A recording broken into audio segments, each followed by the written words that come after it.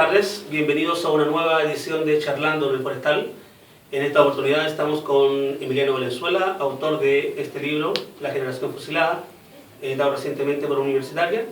Vamos a comenzar con una pequeña biografía que pusieron acá en la solapa. Dice que es periodista de la Universidad Academia de Humanismo Cristiano, fotógrafo especializado en temas históricos, de memoria y de rescate patrimonial. Recibió la beca Fundación Pablo Neruda del 2006 y trabajó la historia urbana de Santiago en sus columnas para el semanario La Nación Domingo. Joven de los 80, para ser más exacto. Sí, justo. Entonces la primera pregunta que me asaltó a mí cuando leí el diario es: ¿qué hace un joven escribiendo historia? ¿Cómo llegaste ahí? ¿Pero historia o esta historia? Historia, porque tú participas de un programa que se llama Historia Urbana. No, que la historia es más que la hacen los pueblos. Eso decía el compañero. Sí, eso decía el presidente. El compañero presidente, como el compañero presidente, justamente. Entonces, en realidad, mira, este libro, me voy a remitir al libro en realidad. Ya. Sí, mi mamá, que es un personaje muy importante en mi vida, ¿no? Fue víctima de la dictadura siempre, ¿no? Y sufrió muchísimo eso, ¿no? Le dio Alzheimer. Y yo siempre le preguntaba, ¿no?, por su pasado, ¿no? Antes que le diera Alzheimer, ¿no? Yo siempre tuve como esa nebulosa sobre la vida de mi mamá. Y le preguntaba, mamá, bueno, ¿cuál era tu pasado, ¿no? ¿Qué te pasó cuando joven, ¿no? ¿Qué te pasó con todo esto, ¿no? ¿Qué pasó en Chile, ¿no? Con todo este quiebre? Y mi hija me decía, ¿sabes lo que pasa, hijo? Que esas son cosas muy tristes, me decía. Siempre decía eso, ¿no? Terminaba la frase. Son cosas muy tristes, así que no te las voy a comentar. Pero le dio Alzheimer, ¿no? Y en el delirio del Alzheimer, de repente empezaba a contar historias, ¿no? Empezaba a contar como pasajes, ¿no? Y hay un pasaje en particular que cuenta que está en una casa, ¿no? Y de repente entran los milicos a la casa y fusilan a la gente dentro de la casa, ¿no? ¿Cachai? Y me habla de un amigo, ¿no?, que estaba en ese lugar, ¿no?, y que cae muerto y se debajo de una mesa, ¿no? Y todos caen en otros pedazos, ¿no? Y sale ella arrancando, se va arrancando. Entonces, se va arrancando por el río Mapocho, y se va a la noche así, ¿no? Una noche hace mucho tiempo. Se pierde así totalmente, ¿no? Como la sobreviviente solitaria de esa historia. Y alguna vez vi en internet como la entrevista, ¿no?, de el último sobreviviente de la matanza del Seguro Obrero, ¿no?, que es un viejito que sale como... habían pasado como 70, 60 años, ¿no? Y estaba así, faltando una pierna, y estaba así como... hablaba como de la silla de ruedas y contaba, ¿no?, con emoción su pasado, ¿no? Había sobrevivido entre medio de los muertos. Después habían repasado todos esos estudiantes, hacía avionetazos en las escaleras, ¿no? Son escaleras muy estrechas que están ahora en el actual Ministerio de Justicia. Y en un momento le preguntan, le dicen, oye, usted, ¿qué pasó con usted después de todo esto, ¿no? ¿Cómo volvió a ver a Jorge González, que era el jefe, ¿no?, que se había unido al Partido Liberal, ¿no?, que era el partido de Alessandri, ¿no?, que era el asesino, el que había dado la orden? Entonces en esa pregunta estaba implícita todo su quiebre, toda su decepción, todo el fracaso de lo que él había sostenido también. Y él se queda pensando y le responde al periodista que le hace la pregunta, ¿sabes lo que pasa?, le dice, es que esas son cosas muy tristes. Y no sigue hablando, ¿no? Eso es la misma respuesta que da mi mamá, ¿no?, ante el pasado. Entonces hago un correlato entre los dos personajes, ¿no? Ambos son sobrevivientes de procesos políticos, de expectativas, de sueños, de proyectos de país o de proyectos de, no sé, futuro que se quiebran, ¿no? Y ambos ven correr la sangre a raudales, ¿cachai? Y ahí hay algo, ¿no? Un gesto como muy particular. Escucha, paralelamente, como tú lo contabas, yo estaba en esta Fundación Neruda, ¿no?, como de poeta, ¿no?, y tenía ganas de escribir poesía, ¿no?, este deseo de hacer poemas, ¿no?, ser poeta, ¿sí? ¿Y qué habla un poeta, no? ¿Qué es lo que dice, no? ¿De qué hablo, no? De mi país, de la memoria de quién soy, ¿no? Siempre pienso quién soy yo, ¿no? Siempre lo he pensado, ¿no? Siempre he sentido una sensación rara, como desarraigo, ¿no? Como que el único lugar donde siempre estuve, así, antes de tener a mi hija, por ejemplo, era el sufrimiento de mis padres, ¿no?, todo ese tiempo, ¿no? El único lugar donde yo estaba como a gusto era como esta pareja, ¿no?, que eran como sobrevivientes también de un proyecto político. Yo no hablo de la política tampoco, hablo de lo personal. Entonces dije, bueno, pues yo quiero escribir este poema, ¿no? Que es un gran poema de Chile, ¿no? Que habla de Chile, que habla de la derrota, que habla de los pequeños hombres que sostienen proyectos políticos, que sostienen la historia en brazos y la llevan hacia adelante, y la historia no los perdona, ¿no? Los deja solos. ¿Cómo lo escribo, no? Bueno, un poema, no es un poema, no es un poema, es una investigación. ¿Y de dónde la tomo? No voy a tomar 1973, no, porque está escrito, ha estado muy escrito también. Quiero buscar otro prisma, ¿no? Quiero jugar quizás con lo políticamente incorrecto, ¿no? Dije como, cuestionando un poco también, como hablábamos recién, ¿no? que las épicas de la memoria, ¿no? Que se reconstruyeron, que se escribieron a partir del 90, no es el contenido de esa épica, no son los muertos lo sospechoso, porque nunca van a ser sospechosos los muertos, ¿no? Ni el dolor, que siempre es como lo que llevamos escrito adentro, ¿no? Sino quienes detentan ese dolor ahora, ¿no? Quienes detentan esa épica ahora, ¿no? Que son estos personajes que están ahí como estos falsos profetas, estos presidentes, ¿no? Estos políticos que están ahí. Y uno dice, bueno, no voy a escribir de ahí, voy a buscar el otro lado, el otro lugar, ¿no? El lugar incómodo, ¿no? Que son estos personajes nazistas, ¿no? Este señor que estaba ahí sin una pierna, ¿no? Con toda esta mística, con todo este pasado, con todo este dolor, y que me recuerda a mi mamá, ¿no? Y pienso en Carlos Drogueta inmediatamente, ¿no? En los asesinados del seguro obrero, en todas esas páginas como vertiginosas, como profundas, donde él da pistas, ¿no? Dice, bueno, esta historia, dice en la primera parte del libro, me acuerdo, dice, esta historia solo roza la política, ¿no? Pero hinca el diente, no sé si esa es la frase exacta, pero la voy a usar, hinca el diente, es la historia de nuestra tierra y de nuestros muertos. Y eso es, ¿no? Eso. Por eso uno es joven y escribe historia porque uno quiere saber su historia también, ¿no? Quiere saber lo que pasó, quiere saber quién es uno. En mi caso particular, yo quiero saber quién soy yo, ¿no? Y lo sé a través de estos personajes, ¿no? Sé de dónde vengo a través de estos nazistas, ¿no? De estos destrozados que son también como mi madre, como las generaciones chilenas, ¿no? De los seres anónimos, como de los pequeños derrotados. ¿Ah? Y nadie más anónimo que ellos. Y nadie más anónimo que ellos también. Bueno, hay mucha gente anónima, sí, pero ellos son personajes anónimos. Que eso también lo conversamos delante, el hecho de que la historia como que se salta esta parte. Sí, la historia se salta esta parte, sí. Mira, yo no sé por qué en realidad, porque es un tema... Mira, no es que se la salte, ¿eh? Porque hay libros al respecto.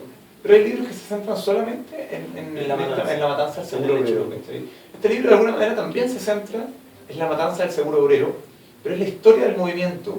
Pero es la historia del movimiento como el difuso y largo camino que tiene que atravesar toda esta generación para llegar a sus muertes en las escaleras del seguro obrero. Yo, aparte de la presentación, digo, bueno, este es un poema, ¿no? De unos héroes de Chile, de su fracaso, de unos muchachos que mueren en una escalera, ¿no? ¿Qué más ilustrativo para hablar de Chile que eso? Que Chile es como eso, como una escalera larga, ¿no? Así, llena de muertos. Igual, muy parecido. ¿Metáfora? Sí, una buena metáfora. Vamos a robarte. Sí, la voy a poner por ahí. Sí. Empiezas tú con muy atrás. Empiezas investigando quiénes son, cómo nacieron, qué descubriste. Bueno, la gente que va a leer el libro, que es la idea de este programa, que en algún momento les den ganas de decir, yo también quiero saber. Bueno, lo descubrí todo porque no estaba escrito. Lo descubrí todo, o sea,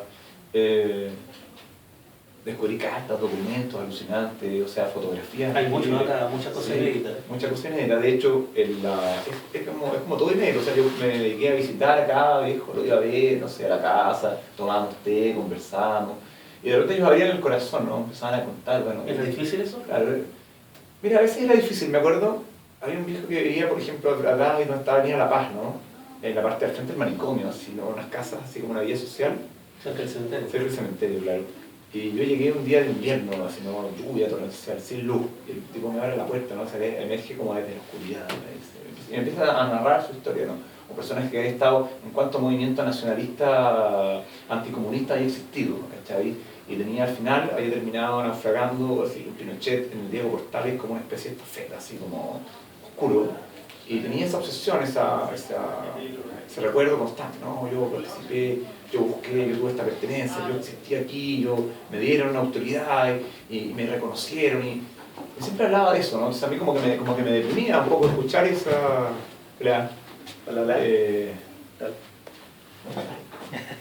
como que me deprimía escuchar esa historia. Entonces de repente yo decía, pucha, ¿qué estoy haciendo aquí, cachai?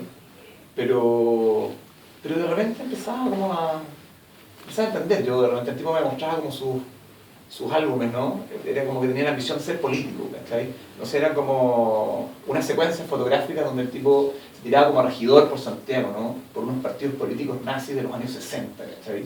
Y salía él dibujado así como... se llamaba Valdés, ¿no? Salía como la efigie de Valdés atrás, ¿sí? En su cara. ¿Sabes? En todo un Chile de medio pelo, ¿no? Como el Picaresque, el Pedro Picaresque, ahí salía saludando a la gente, por ejemplo, así como fea, como mal vestida, como oscura, ¿cachai? Como grosera también.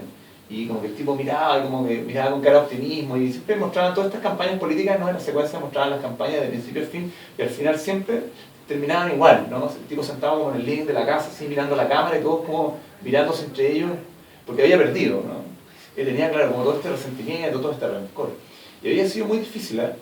Pero es lo que te contaba al principio, ¿no? En esa... como esta historia, ¿no? Hay como una idiosincrasia también. Y una idiosincrasia que es muy chilena, es como la historia que se compone de todo esto, ¿no? ¿Qué es la historia? ¿No? Como las voces de todos, ¿no? De los ganadores. Las mentiras que hacen la verdad. Las pequeñas mentiras que hacen la verdad. Es lo que decíamos, ¿qué compone la historia? ¿No? Está la delación, está el fracaso, están los triunfos, están los héroes, grandes héroes, pero también están un poco los malos, los personajes como crueles también, ¿no? Están los derrotados. Y este personaje tenía como eso, ¿no? Cuando recordaba el pasado, claro, recordaba un pasado bastante luminoso, ¿no? Bastante lindo, ¿sabes? Y eso que te decía, ¿no? Cómo son estos pequeños personajes los que sostienen la historia hacia adelante, y la historia no los perdona, ¿no? Los deja, les pasa por encima. Bueno, tú cuentas también cómo son y de dónde vienen. Y bueno, vienen... son todos como gente que quiere hacer un cambio. O sea, es que, claro, lo que yo me pregunto siempre, bueno, ¿qué tiene que ver un gañán de campo, ¿no? Un obrero de la construcción, un señor de la oficina salitrera, con un partido nazi? O sea, con el nazismo, que el nazismo estaba pasando en Alemania, que está... ¿Por qué se vestía de uniforme? ¿Qué tenía que ver esa cuestión qué tenía que ver él con todo eso? En realidad nada, ¿cachai? Lo interesante de eso es el gesto, ¿no? Más interesante que la teoría de ese nazismo, ¿no? Chileno, es el gesto que hizo toda esta juventud por sostener una ideología con la cual pensar su país en un momento particular. ¿Sabes? Y ese momento es los años 30, ¿no? Donde por primera vez se empieza a hablar de izquierda, de derecha, ¿no? Hay una polarización del sistema político, los movimientos sociales, los partidos forman el Frente Popular, ¿sabes? Que gana en 1938, y gana precisamente gracias a la masacre del Seguro Obrero, ¿no? Que todos los votos que iban a Ibáñez se van hacia Pedro Aguirre Cerda, ¿no? Y logra ganar al candidato de la derecha, que era Gustavo Rosenthal. Eso está muy bien planteado en el libro también, el hecho de los cambios políticos para entender la política actual. Uno podría tomar este libro y decir, me queda clarito por qué estamos como estamos. O sea, sí. Pero como la idiosincrasia política siempre es la misma, ¿no? Las pequeñas voluntades que apoyan la política son la misma. Es como lo que te decía de ese carácter chileno, ¿no? No tiene que ver con el nazismo, ¿no? Tiene que ver como con un idealismo, con una bondad, con una solidaridad, ¿cachai? De empujar las cosas. Y esos personajes nazistas, ¿no? Estos nazistas de Tocopilla que aparecen, por ejemplo, por ahí, son así. O sea, ven que el bando, que los socialistas están buscando, juntando pertrechos para mandar al bando republicano en España, y se juntan en la esquina y hacen una emboscada, y bueno, ellos quieren luchar contra el comunismo, pero tienen un nombre, contra el comunismo internacional, pero ellos tienen un nombre que también evoca o tiene resonancias internacionales. Entonces en un momento descreen de todo lo que son los fascismos europeos, que dicen, no, nosotros no creemos en el nazismo alemán, en el fascismo italiano, que toman teoría del fascismo italiano y toman la forma estética del nazismo alemán, pero ellos son otra cosa, ¿no? El otro día en el diario alguien me debatía, me decía, bueno, tú estás negando la relación que existe entre Chile y Alemania, sería un nazi loco como... Y yo le digo, claro que sí, porque es obvia, ¿no? No somos Chile, estamos en Santiago, estamos acá, geográficamente en otro lugar, ¿no? Y es interesante la diferencia que hay entre los dos, además. Esa es mi próxima pregunta, porque aquí sale muy bien descrito, pero alguien que no lo ha leído el libro podría decir... Claro, los nazis me dicen siempre. Los nazis con Z sí, versus los nazis con S, con C. ¿Cuál es la gran diferencia de lo que tú descubriste entre los nazis alemanes y el movimiento nazi? Este movimiento se acaba el año 38, antes de la Segunda Guerra Mundial. Entonces, no existe Auschwitz, no existe los campos de exterminio, no existe todo el mito, todo lo que el imaginario se le atribuye al nazismo alemán, ¿no? Toda esa tragedia, no existen estos personajes. Estos personajes se acaban ahí y se convierten como en los mártires de una causa absolutamente olvidada. Aparte, ellos, cuando buscan erigirse como una opción nacionalista en los años 30, ¿no? Cuando estalla la Guerra Civil Española, ¿no? Muere Barreto, ¿no? Muere pocos días después de García Lorca, Barreto, poeta socialista. Claro. Y es como nuestro García Lorca, la guerra se mueve en las calles, ¿no? Los socialistas dicen no pasarán, y como que se crea ese clima de tensión polarizado muy fuerte. Estos personajes dicen, bueno, nosotros somos nacionalistas y queremos defender a Chile del comunismo internacional. Entonces, tienen un nombre que tiene claros ecos así europeos. Entonces ellos dicen, no, nosotros somos nacionalistas y odiamos a Hitler, ¿no? Nos gusta lo que pasa en Europa, critican las políticas raciales de Hitler con los judíos, etc. Y pasa una cosa más, ¿no? Después llega Ibáñez, ¿no? Y Ibáñez tampoco los quiere. Ibáñez tampoco los quiere al principio, porque ellos son los primeros que le dan el apoyo a Ibáñez, ¿no? El año 37, final del año 37. Entonces, Ibáñez quiere ser el candidato del Frente Popular, tiene esa aspiración, ¿no? De agarrar sectores escindidos del Frente Popular que lo apoyan, ¿no? El ibañismo es una corriente que expresa en la de izquierda a derecha. Entonces, lo que pasa, Ibáñez dice, bueno, yo me declaro democrático y antifascista, ¿no? Y los nazistas, como ven en Ibáñez, una opción real para poder acercarse al control del aparato estatal, ¿no? A las elecciones presidenciales, donde ellos quieren tener una participación, porque habían sido derrotados así totalmente en las elecciones pasadas. Ellos también descreen de todo lo que habían dicho al principio. Al principio habían admiraciones por Hitler o por Mussolini, aparecían artículos en las revistas, ¿no? En la Acción Chilena o en el Diario Trabajo, que era lo que tenían. Pero lentamente ellos empiezan a descreer de eso, ¿no? Ellos, bueno, nacen con este mito, ¿no? De la construcción del Estado portaliano, ¿no? Que es el mito fundacional también de la derecha, ¿no? Y toman este mito y construyen una identidad a partir de portales, ¿no? Es bien interesante porque después, bueno, al principio, ¿no? La gente de derecha, en los círculos acomodados juveniles, se meten a este movimiento, ¿no? Se forman muchas guardias cívicas, se forman las milicias republicanas en ese tiempo, ¿no? La clase alta quiere bogar por la defensa de la propiedad privada, tienen miedo al comunismo también, ¿no? El año 29, la crisis, claro, estamos en eso, claro. Entonces, después hay una tranquilidad gobernativa con Alessandri, ¿no? La gente que al principio integra el movimiento, que es gente de derecha, ¿no? El año 32, se va. Y ellos empiezan a cachar que, bueno, la izquierda se empieza a armar, se empieza a construir, y se están formando dos como polos, ¿no? Que repelen las actuaciones de los grupos marginales, ¿no? Entonces ellos se dan cuenta que no pueden estar en la derecha y empiezan a acercarse a la izquierda, ¿no? Pero no acercarse como a participar en la izquierda, sino a construir una suerte de izquierda, entre comillas, alternativa, ¿no? Nacionalista, que no tiene un socialismo marxista, ¿no? Ellos plantean un socialismo alternativo, ¿no? Su socialismo... Están como en el medio. Claro, están como... Pero no son demócratas cristianos, ¿no? Son totalmente, o sea, no. Son absolutamente radicales, ¿no? Ahora, en su posición. Pero políticamente son mucho más maniobrables, sí. Ellos van, bueno, ellos tienen, muy bien. Son dúctiles, o sea, ellos sí. Más que principios teóricos tienen como principios que se van adaptando a la contingencia y van moviéndose por ahí, o sea, la contingencia los va moviendo a ellos también, ¿no?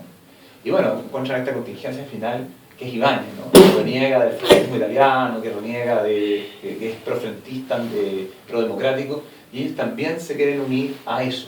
Entonces, bueno, terminan describiendo todo lo que habían dicho al principio, y terminan ahí con Ibáñez, ¿no? Buscando la unidad y tratando de que Ibáñez sea el candidato del Frente Popular, que no lo consiguen, porque es una cosa muy ingenua pensando además, y tienen un plan final que es derrocar a Alessandri, ¿no?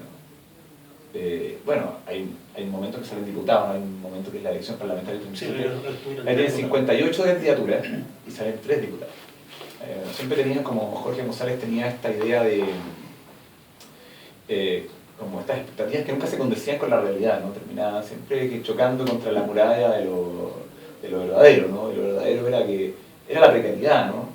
O sea, las tropas de asalto, te imaginas, las tropas de asalto, y en realidad era pura gente como muy pobre, que tenía su uniforme, que se los hacía, su hebilla, ¿cachai? Uno se lo imagina como que unos tipos súper armados y estructurados. Y no, los describe en el libro claramente como una persona sumamente normal, a veces incluso de estratos bajos. Claro, mucha gente de estratos bajos. De hecho, es muy bonita, por ejemplo, aquí en la página, te puedo leer una parte de la página 103, aparece una entrevista de un señor, ¿cachai? Que yo le pregunto, bueno, ¿usted por qué se metió a esto? ¿No? Lo voy a ver, vivía por Recoleta, ¿no?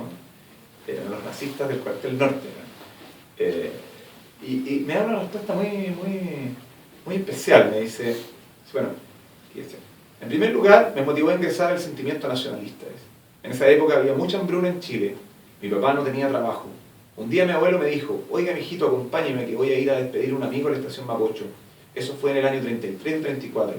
Fuimos con mi tata a despedir al amigo y nos encontramos con él en la estación.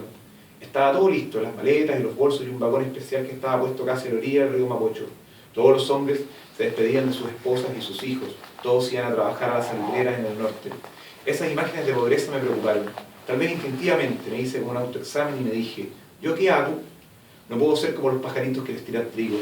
Me vino una especie de rebeldía que no me la explico hasta el día de hoy. Además, yo como niño me fijaba que entre mis vecinos había como 2 o 3 que habían entrado al Partido Comunista. En esa época eran los jefes Carlos Contreras Labarca, que fue diputado, y Elías Laferte, que era dueño de 2 teatros. En ese entonces la militancia política era una costumbre. El joven que no tenía militancia o una idea, como que le desplazaban un poco. Con los amigos del barrio íbamos a la barraca Ambos Mundos, que quedaba en Avenida La Paz, esquina Lastra. Ahí se formaban grupos, tanto políticos y deportivos. Fabricábamos espadas, que eran las armas de ataque contra las patotas de las otras cuadras. Tenía un amigo que se llamaba Moisés Miranda. Cuando descubrió que Moisés era un nombre de origen judío, este salvaje se fue al registro civil y sin avisarle a la mamá se cambió el nombre por Osvaldo. Ese se sabía la historia entera de lo que fue el putsch de la cervecería en Múnich. Siempre terminábamos hablando de política, había rivalidad con otros grupos porque había mucho comunismo en el sector, pero al final quedábamos todos amigos jugando al fútbol. El año 30 y tantos asesinan a un jefe liberal en España y se desata la Revolución Española. Viene después el fusilamiento de García Lorca, que aunque era comunista, todos lo sentimos. Estas cosas influyeron en la vida de la gente acá. Una noche estaba conversando con mi mamá, estábamos en la casa haciendo vida familiar, eran como las 9:30 y golpean la puerta. Yo voy a abrir, me encuentro con un uniforme, con un terciado, el cinturón y la gorra. Era el primo hermano de mi mamá. Esa tarde había jurado en el cuartel del movimiento en Huérfanos 1540. Yo ahí me dije, aquí está la puerta. Me salté una parte, dice. Al día siguiente fue y me encontré con el primo de mi mamá. Él me presentó. Junto con esto me llevé la tremenda sorpresa de que había 7 de mis amigos esperando lo mismo que yo, entre ellos Osvaldo Miranda. Después vino una conversación. La pregunta fue al hueso. ¿Simpatiza usted con el comunismo? No sé lo que es el comunismo todavía, dije. El comunismo fue fundado por Carlos Marx y es parte del judaísmo alemán, etc. Se me aceptaron como a las 6 días después. Me llamaron un fin de semana como a las 5:30 para una pequeña preparación y ahí juré. Es bonita la historia, ¿no? Porque es ingenua, ¿no? ¿Qué tiene que ver con lo que uno se imagina con ese rótulo de nazi? No tiene absolutamente nada que... Es otro espíritu, ¿no? Y es un espíritu muy chileno además, ¿no? Como conversábamos antes de la antigua política esa del quiero hacer algo. Quiero hacer algo. Y quiero saber dónde está la puerta. O sea, es que... No sabemos cómo, pero lo queremos hacer. Si está en un momento, ¿no?, donde por primera vez la gente busca representatividad política en un escenario que está organizado en partidos, tú empezás a buscar, empezás a estar ahí, ¿no? Esta era gente que quería estar a la vanguardia, ¿no? Había unos que se iban al Partido Socialista, otros se iban al Partido Comunista, existía la militarización de la política, estaban las milicias republicanas, estaban las camisas de acero socialistas, ¿no?, que tenían este uniforme, que tenían un cinturón igual al nazista, ¿no?, que era de bronce también, era un cinturón en respuesta al nazista y tenía como el símbolo del partido en este mapa de América Latina con un H en el centro, y peleaban en las calles, se encontraban, ¿no? Habían como, bueno, había tiempos electorales, entonces ellos vendían como... Los nazistas tenían el diario Trabajo, ¿no?, que era como su arma de penetración más grande a los barrios populares. Entonces ahí se producían los famosos altercados, ¿no? Empiezan a caer, muere Barreto, por ejemplo, que lo comentábamos, o mueren en Valparaíso, no sé, 3 obreros nazistas caen en Santiago, mueren unos socialistas. Bueno, es bien convulsionada, es bien violenta la época, ¿no? Fernando Alegría tiene una frase fantástica, dice, el año 38 es violencia, dice. Y es totalmente cierto. Bueno, queda muy claro de lo que estaba en el libro, pero ¿qué era en el fondo, cómo fue el cambio de estar dentro? Cuando ellos eligen o logran elegir 3 diputados. ¿Cuál fue el cambio? Bueno, el cambio de estar dentro es que, si bien ellos siempre tuvieron como una estridencia, ¿no?, en su discurso, esa estridencia maniquea, ¿no? Del bien absoluto versus el mal absoluto, ¿no?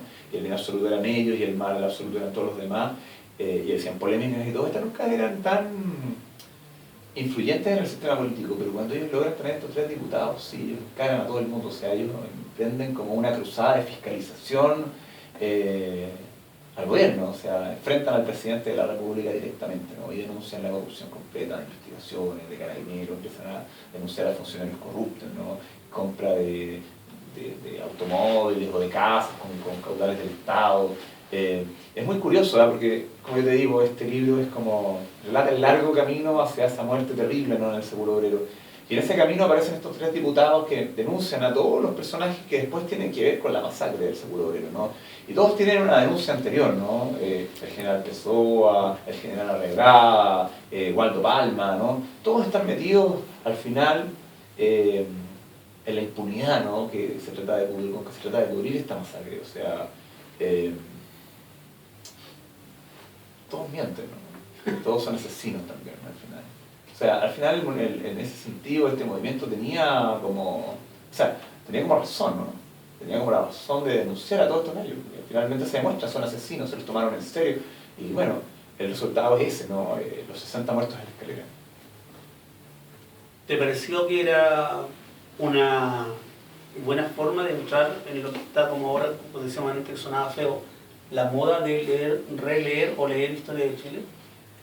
Mira, lo conversamos al principio, ¿no? o antes, poco antes de entrar acá. Yo creo que hay un momento en que la gente necesita saber su historia, ¿no?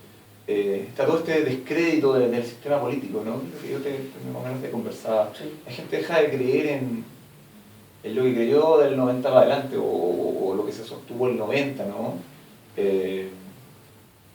Incluso la gente derecha tampoco dejó de creer totalmente.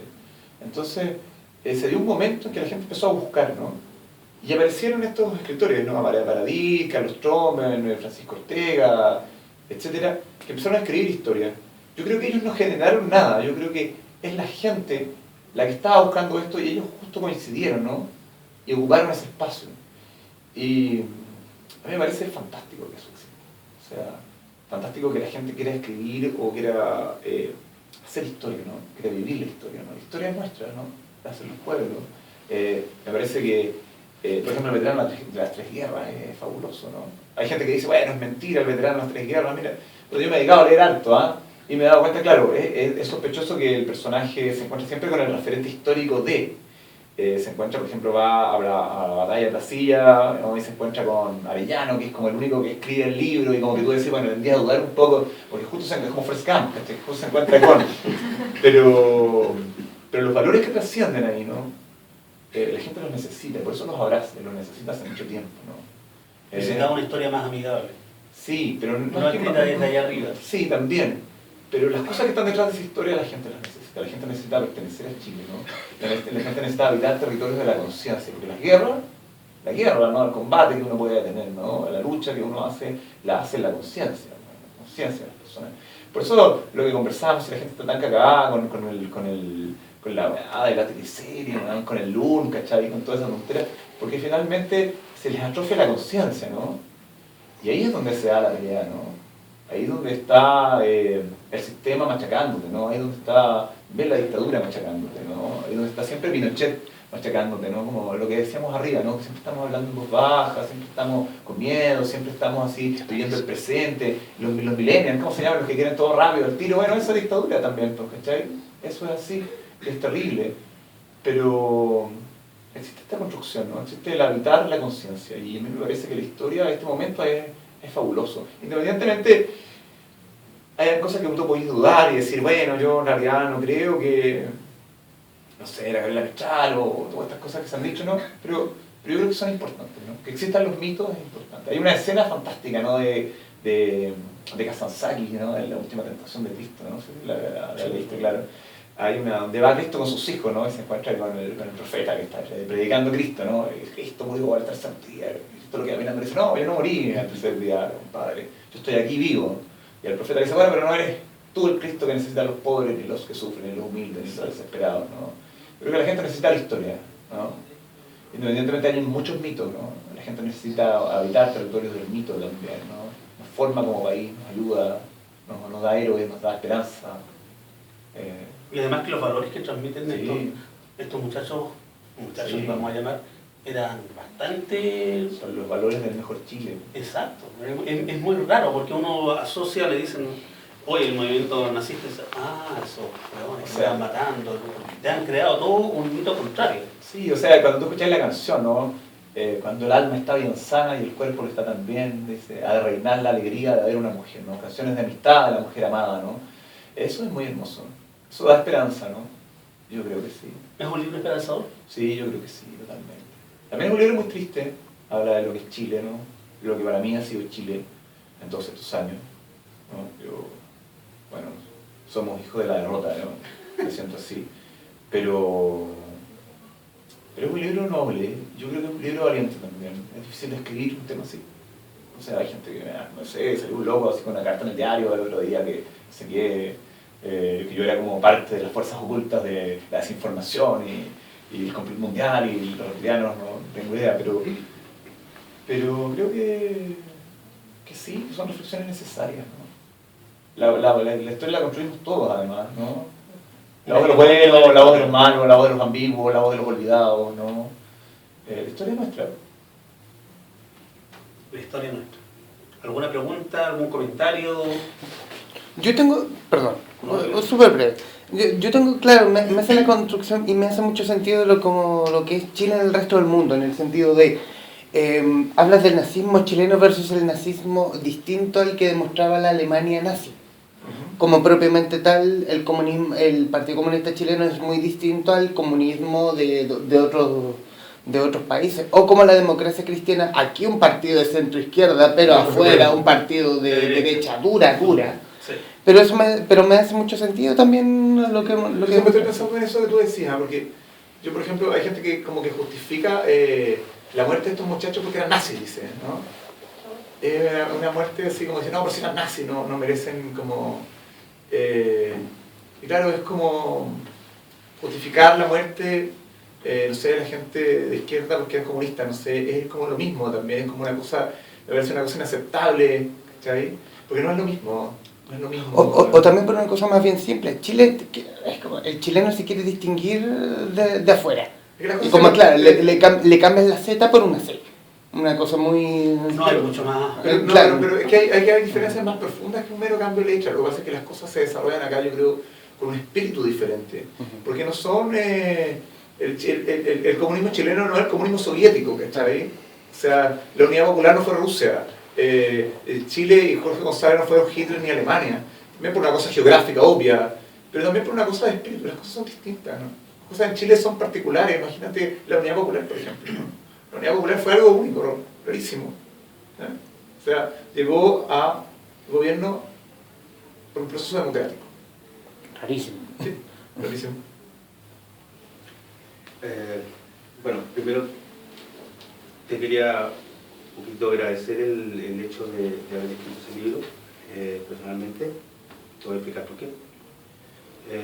Creo que era muy necesario.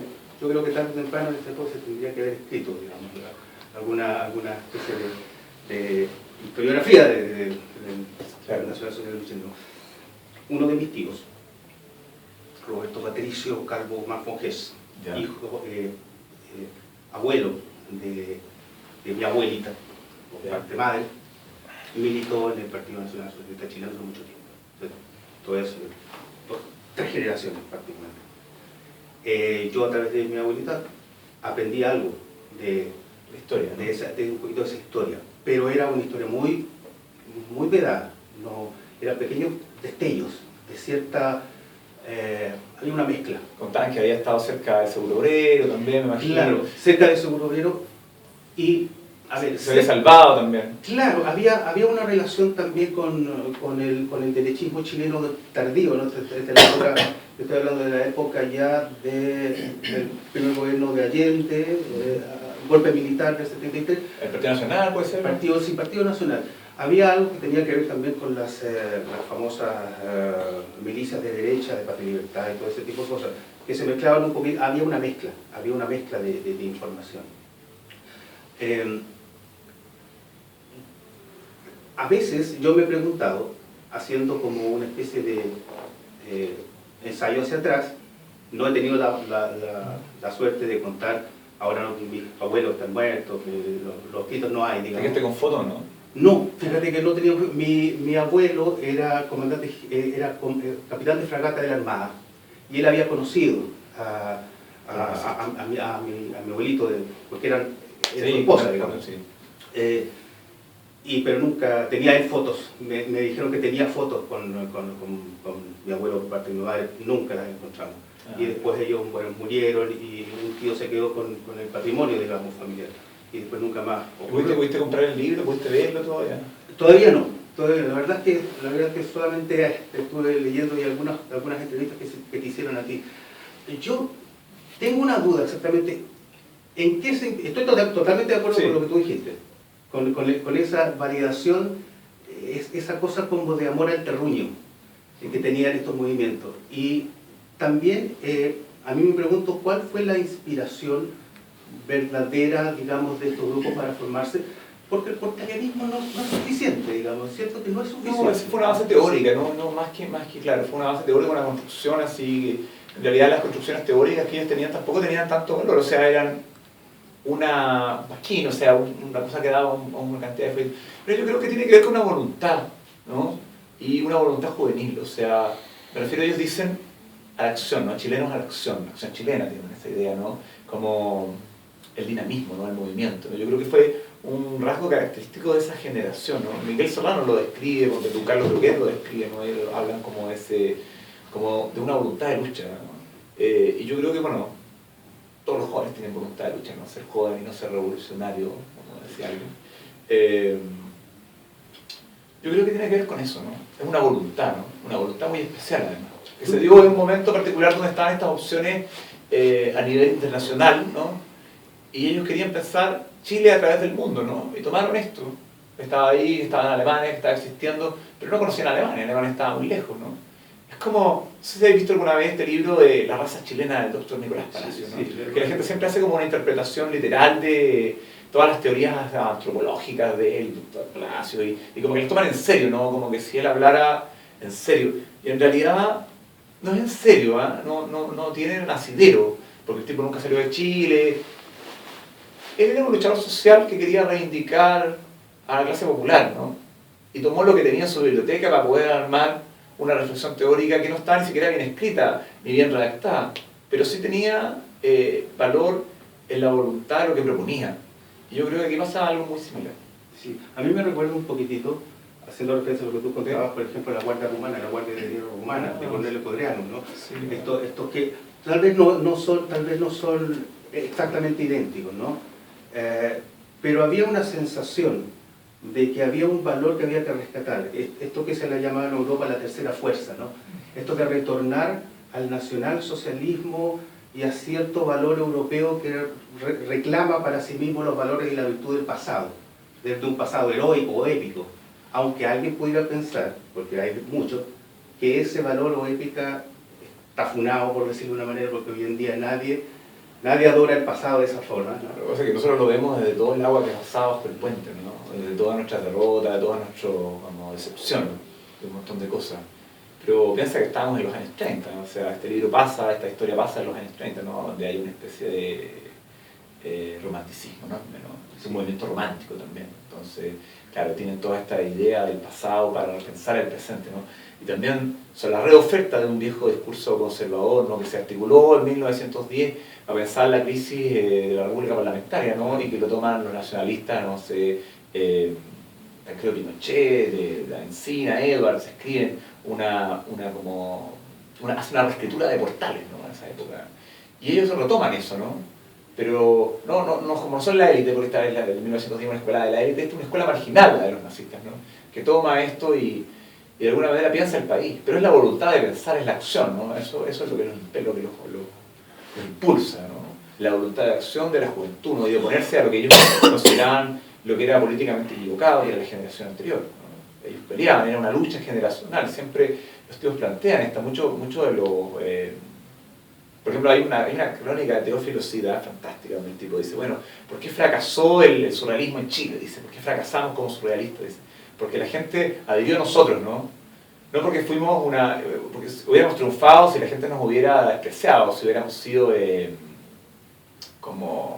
hubiéramos podido remecer las conciencias desde ahí, la gente nos quiso y no funcionó. Siempre estaban peleando, ¿no? Siempre buscaban como el oponerse a. Y eso es interesante, ¿no? Ahí existe mucho de eso, ¿no? Hay una... mira, te la voy a leer, déjame acá, disculpa que me cite yo mismo, como petulante, pero no. Me parece genial. Primera vez que no le tengo que leer, lee el autor. Sí, la reflexión todavía aparece. Y se la sabe. Sí, se Como 10 veces le ¿Cuántas veces yo le he dicho? El nacimiento se configuró además como un movimiento que llamó eminentemente la atención de la juventud. Se da el caso que los hijos contrariaban la unión política de los padres o de sus familias al tomar el camino, que tenía un cariz rupturista, que se revelaba en su proyecto de pensar el país contra lo tradicional y establecido del pasado, produciendo lo que podríamos considerar un choque entre generaciones. El antiguo militante Alvarino Sepúlveda recuerda: de inmediato se siente atraída hacia la MNS la juventud. La juventud no era como la de hoy, su orientación general hoy está en el consumismo y materialismo. En esos años estaba preocupada del destino del país, de la situación general del pueblo, del propio perfeccionamiento, de llegar a hacer algo en la vida que no fuera únicamente manejar dineros, automóviles o tener bienes materiales. Este movimiento político nos ofreció a los jóvenes esa perspectiva, el sacrificio personal individual en beneficio de la colectividad, la prédica de la honestidad, muy importante porque en aquellos años los escándalos administrativos andaban a la orden del día. El movimiento no fue violentista, pero se nos obligó a nosotros a defendernos en las calles con puños o con armas, y así comenzaron a caer algunos, con esa cadena de cadáveres, de muertos, de sangre, a los padres naturalmente que no les pareció nada de bien que sus hijos fueran a dar a ese movimiento y correr la misma suerte tal vez, sobre todo porque especialmente los muchachos de aquel entonces salíamos a la calle en las tardes a vender el diario Trabajo, resguardados por grupos de las tropas de asalto, y cuando no había nadie de las TNA generalmente salíamos solos con uniforme. Entonces en muchos hogares se produjeron situaciones muy difíciles entre los padres y los hijos. Por ejemplo, en el caso particular mío tuve dificultades enormes con mi padre, que era militante del Partido Radical muy antiguo, y además de eso funcionario público, y resultaba que tenía un hijo nazista que andaba pegándole a los jóvenes radicales en concentraciones y mitines y pronunciando discursos contra el gobierno del cual dependía él como empleado. El problema que se presentó en mi casa y que duró muchos años lo teníamos muchos. Era la bronca contra lo que ellos creían. Equivocado, el pasado, la generación anterior. ¿Sabes? Que era como todos jóvenes en el fondo. Eran todos jóvenes, claro, era como todos jóvenes. O sea, te explica a la vanguardia, ¿no? Que es la vanguardia en ese minuto, ¿cachai? Antes de la guerra, ¿no? Antes de todo de todo el imaginario nazi, ¿no? Que aparece en todas partes ahora. Que era, bueno, era esto, era este movimiento, ¿no? Que era una manera de pensar el país como había otras maneras de pensar el país. Y una manera muy particular, además, ¿no? ¿Cómo llegamos Aquí. al momento? ¿Cómo llegamos al seguro obrero, no? ¿Cómo llegamos a eso? De un movimiento que se ve, que está como bien planteado, que se ve desde ahora, mirándolo y con los ojos de neófito además. Encuentro que está en la raja de ellos. Es que no estaban tan bien en realidad, porque, bueno, existían siempre como pecado, ¿no? En el movimiento, ¿no? Que era la ingenuidad del jefe, ¿no? El jefe siempre sopesaba su campaña. No hablamos del jefe. No, pero hablamos del jefe. Y el jefe es un personaje importante también para poder entender el movimiento. Sí. Porque el jefe es el movimiento, ¿no? Y el jefe se divide en dos partes, ¿no? Existe el jefe, ¿no? Como la construcción teórica que va a impulsar la proyección política que el movimiento va a tener, ¿no? Y que es como que encarna los valores, ¿no? El caudillo nacionalista intachable de altura moral, entre comillas, que dicen en todos los diarios, las publicaciones o las fotos donde sale el uniforme, ¿no? Encarna lo que es el movimiento, ¿no? Los teóricos del movimiento o la comunidad carismática que rodea al jefe y que construye el movimiento quiere que el movimiento sea, ¿no? La figura del jefe. ¿Y quién era este personaje? Y por otro lado existe Jorge González, ¿no? Que es el hombre, ¿no? Que tiene una infancia, claro, detrás del jefe, ¿no? Que tiene una infancia solitaria, que es un personaje que no es chileno ni alemán, tampoco es mitad chileno, mitad alemán, no tiene un arraigo real a la personalidad chilena porque no pertenece, no existe como en un mundo intermedio, un personaje valiente, absolutamente valiente y con un espíritu de servicio público profundo, pero también un personaje muy ingenuo, ¿no? Sí. Estábamos hablando del hombre detrás del jefe. Bueno, entonces... ¿Qué comienzas de nuevo? Entonces, no, bueno, este jefe tiene esta dualidad, ¿no? Estas dos cosas, ¿no? Esta idea del jefe como una abstracción, ¿no? Como idealizada, y el hombre, ¿no?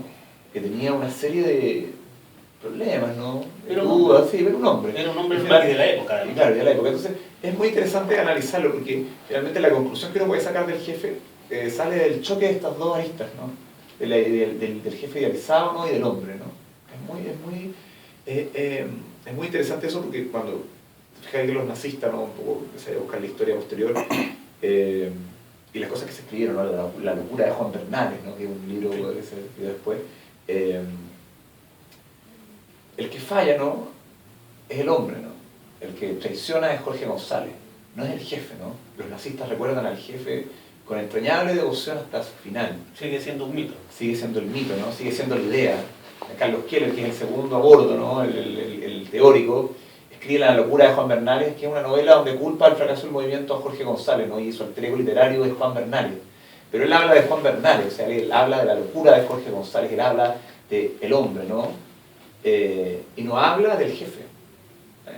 Y el jefe es la idea que él construyó, ¿no? Era una novela muy cobarde, además, porque él no se hace cargo de lo que él mismo ayudó a construir, ¿no? Que es esta idealización, que la gente siguió, que la gente creyó, y que es como lo que hablábamos de Allende, ¿no? Es como lo que yo te decía que me enseñó mi mamá, a mí me enseñó mi propio Allende, ¿no? Que era el Allende que estaba hecho a medida de nuestra pobreza, de nuestro propio valor, de nuestra precariedad, de nuestra vida, que era dura, que no tenía relación con el Allende verdadero, quizás, ¿está bien? ¿No? Pero en el fondo no es humano, porque claro, es una idealización. claro, no es humano. Pero en ese sentido, claro, es Jorge González el que falla y le echan la culpa a él, ¿no? Le echan la culpa a su locura, ¿no? Y no era loco en realidad, era un personaje ingenuo, ¿no? Él tenía la idea de que iba a ganar las 58 candidaturas que el nazismo iba a arrasar, ¿no? Y cada vez que llegaba a un lugar, hacía una concentración y pensaba, bueno, vamos a ganar y esto está lista, está cocinado el triunfo, ¿no? Pero el triunfo siempre era, al final era el choque contra la verdad, ¿no? Esa verdad era que no iban a ganar, ¿no? Entonces, o que no ganaron. En realidad, que finalmente no ganaron, entonces, no estaba en la raja, ¿no? Era terrible, porque finalmente lo que pasa en el seguro obrero es justamente eso, de que dicen, bueno, nos vamos a tomar el gobierno, ¿no?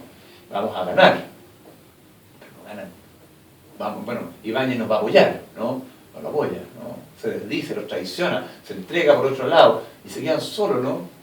Y lo terrible es que él se queda, Jorge González se queda en una casa en Las Condes dando las instrucciones, y estos 60 estudiantes, ¿no? Y obreros que se habían tomado en la universidad y el seguro se quedan abandonados ahí en el seguro y los matan de la manera más cruel. Fue una masacre. Sí, una masacre. O sea, yo estaba ahí en la escalera y es como una escalera estrecha, ¿no? Imagínate 60 personas así, los cuerpos amontonados, la sangre corriendo, ¿no? Bueno, hay relatos que cuentan que la sangre caía así, llegaba hasta el primer piso, ¿no? Escurría por la escalera.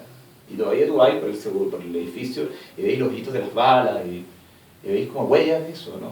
Y tan cerca de la moneda, además eso es lo que más impacta, ¿no? Un edificio público, imagínate todo un tiroteo, no sé, los archivadores de oficina, los escritorios, las sillas, las cosas que pasaban, los vidrios reventándose, ¿no?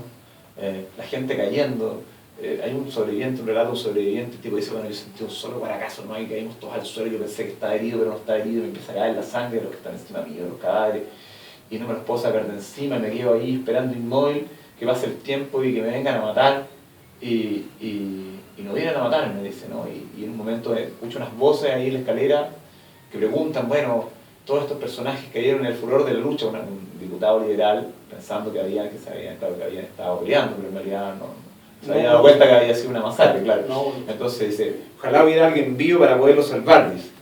Y él se para y dice, no, yo estoy vivo, dice, la noche, un fantasma, todos quedan así, ¿no? Y bueno, ya habían cuatro que se salvaron entre. Ahí aparecen al final sí, claro, la última foto, ¿no? Alberto Monte, Facundo Vargas. Es bien interesante lo que pasa después con ellos, ¿no? Sus devenires políticos, ¿no?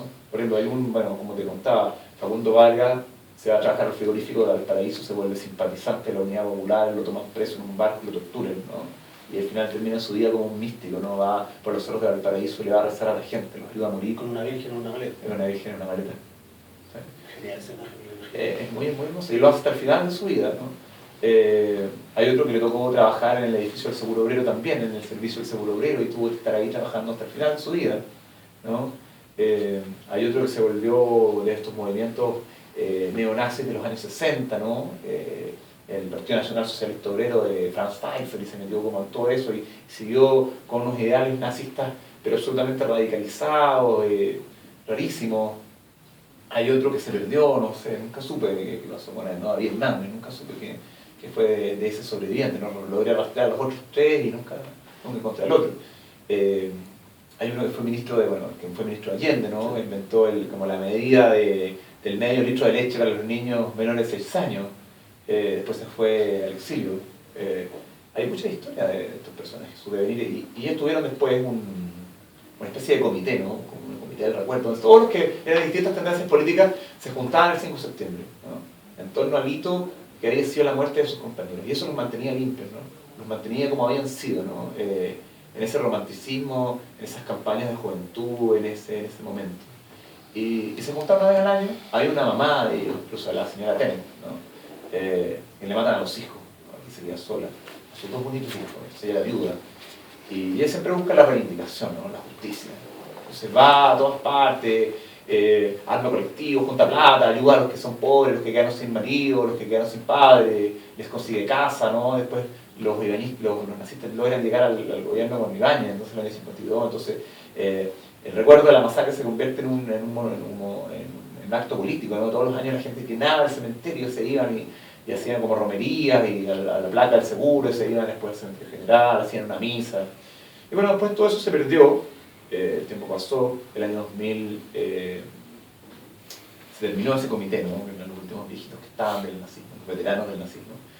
Y bueno, ahora está lleno de tribus urbanas, de pandillas, de gente así, ¿no? Y que no tiene idea, por lo que sabe. Sí, claro, la gente no tiene idea, o sea... Bueno, la idea es del libro un poco también reivindicar todas esas muertes, ¿no? Todo ese dolor de toda esa gente, todos esos familiares, imagínate. La impunidad, ¿no? La amnesia del Estado, ¿no? Cuestionar eso también, ¿no? Hay que ser duro con eso, ¿no? O sea, no tuvo ni siquiera justicia, ¿no? El asesino quedó libre y murió tranquilamente años después, en su cama, ¿no? París. No es la primera vez. ¿Qué será la última? Disculpa, ¿cuál era el rol formativo que tuvo Carlos Keller Roth porque Carlos Keller era sociólogo y filósofo, digamos, pudo haber tenido un rol más formador de conciencias como tú lo dijiste? No sé, Carlos Keller era un teórico, pero Carlos Keller no era una persona no era un orador talentoso, ¿no? El jefe no podía ser un teórico, tenía que ser un agitador, ¿no? Eso pasaba con el nazismo alemán. Entonces él escribía la teoría hacia la revista, ¿no? En la revista eran artículos de corte ideológico, ya existía la Acción Chilena, ¿no? Que duró hasta el año 42, ¿no? Carlos Keller después se decepcionó, Jorge González se fue del movimiento, ¿no? Jorge González era abogado también. Sí, era abogado, claro, era abogado. O sea, ambos tenían un peso. Sí, todos tenían un peso intelectual. El que era el más brillante, claro, claramente era Carlos Keller, pero no era un movimiento intelectual, o sea, era un movimiento que buscaba la acción, ¿no? Existía una teoría, ¿no? Pero está resumida, o sea, yo tengo todos los folletos, todos, y decía un alto, que no es mucho, y son letras grandes y doble interlineado, no sé, no es mucho más lo que se hizo, ¿no? O sea, y siempre los folletos se repiten, o sea, te cuentan, no sé, la historia te hacen un revisionismo del Estado portaliano, y te cuentan portales, y te hablan, no sé, la Guerra Civil del 91, la decadencia parlamentaria, el año 20, y después vienen ellos, ¿no? Que son la luz de esperanza para Chile. Y eso se repite en torno a ese relato, ¿no? Claro, Carlos Keller tiene toda una serie de lecturas, que después las analizo en el libro y cuento un poco, ¿ah? Pero en el fondo, mira, yo no soy historiador político, o sea, no soy periodista, ¿no? Entonces, claro, no hago una profunda lectura de lo que son los planteamientos ideológicos, ¿ah? Me meto con Keller, me meto con la revista, me meto con esta como función formativa que decís tú que tenía la revista también. Pero me interesa contar la historia, ¿no? Y Keller es un personaje que de alguna manera es bien cobarde porque se mantiene al margen de la historia, ¿no? Se mantiene al margen. Él participa, ¿no? En los mitines, va, funda la revista, hace todo eso, pero culpa a Jorge González de algo que a él le cupo completa responsabilidad también. Claro, formaron juntos. Porque él creó al jefe, ¿no? Él creó la idea teórica de lo que es el movimiento. Él ayudó a crear el mito. Ayudó a crear el mito, ¿no? Incluso hay un testimonio donde él dice, bueno, yo conocí a Jorge González y quedé impresionado, este hombre es un místico, me ha conquistado porque me hizo ver, no sé, algo que yo no había visto, ¿no? Que era que la situación del país era desesperada y solamente el nazismo podía resolver, etc. Tiene un mito muy fuerte. Y cuando él se desdice, ¿no? Cuando él dice la locura de Juan Bernales, es trágico, porque él creó la idea, ¿no? Y la idea es lo otro, ¿no? la idea es lo que alienta a la gente, ¿no? Hasta el final. Claro, y probablemente en un movimiento como ese, la hermandad y la camaradería de los animados sobre cualquier diferencia, digamos, Sí. o por lo menos cierto respeto, digamos. Bueno, ellos tenían eso, la camaradería, la lealtad, ¿no? Era muy especial para ellos, era muy importante, tenían ese valor, ¿no? La canción del Machitur, ¿no? El adelante chilenos aguerridos, con vigor y entusiasmo a la acción. Juntaremos en yunque de otra vida el hijo del palacio y del taller. Que no existían las diferencias sociales en el movimiento, ¿no? Entonces el uniforme los homogenizaba a todos, ¿no? Eran todos así, hermanos. Era lindo, ¿no? Sí. ¿Y tú tienes alguna teoría con respecto a cuando Alessandri, porque hay muchos mitos que se cuentan que dice que Alessandri dio una orden a su segundo de mátenlos a todos, y algunas veces la matanza del Seguro Obrero yo creo que ha sido utilizado un poquito más por las izquierdas disidentes para meter un poquito más de carbón a este discurso antihegemónico, ¿no? De las derechas. Entonces, ¿tú tienes alguna teoría específicamente? Sí, yo tengo una teoría al respecto de lo que pasó, ¿no? Ahí. ¿Cuál fue la orden en el fondo, no? Que la orden no fue explícita, ¿no? Alessandri no dijo mátenlos a todos. Dijo otra cosa, dijo general, solucióneme la situación. Pero se lo dijo a un general que era un funcionario leal en cuanto al asesinato, ¿no? Que ya había estado en una masacre que se asesinado a 400 campesinos en Ranquil, ¿no? Entonces, él sabía que era un mafioso, era un italiano, un mafioso, ¿no? Entonces le decía, sabía perfectamente a qué le decía lo que le decía, ¿no? Y sabía perfectamente que el hilo se iba a cortar por la parte más delgada, ¿no? Que ahí el que iba a pagar la culpa era el general Regada, y él se había resguardado, no al dar la orden directa, ¿no? Al dar una orden ambigua a un funcionario probado en cuanto al asesinato y a la represión. Entonces, eso es lo que pasa. De hecho, yo estuve con el hijo del general Regada, cuando tuve los papeles. Bueno, es muy curioso porque el general Regada nunca más volvió a ver a Alessandri, ¿no? Nunca más volvió a recibir en su casa a su gran amigo, ¿no? Que era Alessandri. Estuvo en la cárcel un año. Hay una película, incluso un video que se filmó, que tenía el hijo. Y él está obsesionado con probar su inocencia, ¿no? Escribió un libro que quedó inédito, ¿no? Está por ahí, lo tiene la familia de Regada. Yo creo que son como empeños infructuosos, o sea, no... Eso es, o sea, no es más que eso. Para todos los demás que quieran saber, Lean el libro. lean el libro, se lo recomendamos absolutamente, La generación fusilada, de Emiliano Valenzuela, editado por Universitaria. Y queremos agradecerte. Oye, gracias por invitarme. Un placer. Sí, se claro. nos hizo corto, podríamos haber estado toda la vida en esto, pero... No sé toda la vida, pero un rato más. Le damos un aplauso a Emiliano. Nos vemos la próxima.